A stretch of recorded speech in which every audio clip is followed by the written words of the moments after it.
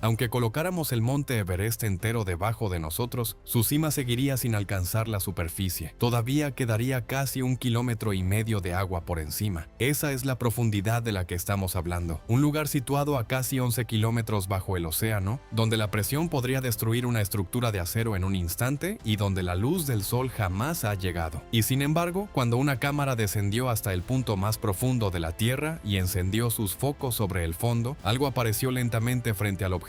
No era una roca, no era basura, no era una sombra inmóvil, estaba vivo. Se desplazaba con calma por el lecho marino, como si aquel entorno imposible no fuera una prisión, sino su hogar. Su cuerpo permanecía entero, sus movimientos eran suaves, no parecía luchar contra la presión ni contra el frío. Y cuando las imágenes llegaron a la superficie, los expertos que llevaban años estudiando las profundidades comprendieron que muchas de sus certezas acababan de derrumbarse, porque aquella criatura no debía estar allí. Nada tan complejo, tan activo y tan perfectamente adaptado parecía tener sentido en un lugar donde una persona desaparecería en una fracción de segundos si la protección que la rodeaba fallara. Entonces, ¿qué fue exactamente lo que filmaron en la oscuridad? ¿Cómo puede vivir algo bajo una presión superior a 1000 atmósferas? ¿Y qué otras formas de vida podrían estar moviéndose ahora mismo fuera del alcance de nuestras luces? Antes de descender hasta ese mundo, suscríbete al canal, porque cuanto más nos acercamos al fondo, más difícil resulta distinguir dónde termina la ciencia conocida y dónde comienza algo que todavía no comprendemos. La historia comienza en el año 2019. Víctor Vescovo se encuentra dentro de una esfera metálica especialmente diseñada para resistir la presión más extrema del planeta. La embarcación se llama Limiting Factor y su objetivo es alcanzar el Challenger Deep, el punto más profundo de la fosa de las Marianas. Pero llamar a aquello una simple inmersión sería quedarse muy corto. Es más parecido a encerrarse voluntariamente dentro de una cápsula y dejar que el océano te arrastre hacia una zona de la que nadie podría rescatarte. Al principio todo parece normal. Fuera de la pequeña ventana, el agua todavía conserva un azul luminoso. Es el mismo color que podría verse durante cualquier travesía tranquila por mar abierto. La luz atraviesa la superficie y el mundo exterior parece familiar, pero la normalidad dura poco. A medida que el sumergible desciende, el azul empieza a desaparecer. Primero se vuelve más oscuro, después se transforma en un tono profundo y frío. Finalmente, la luz se apaga por completo. En pocos minutos, la cápsula queda rodeada por una oscuridad tan absoluta que, aunque alguien apoyara la mano contra el cristal exterior, no podría verla. Ya no existe horizonte,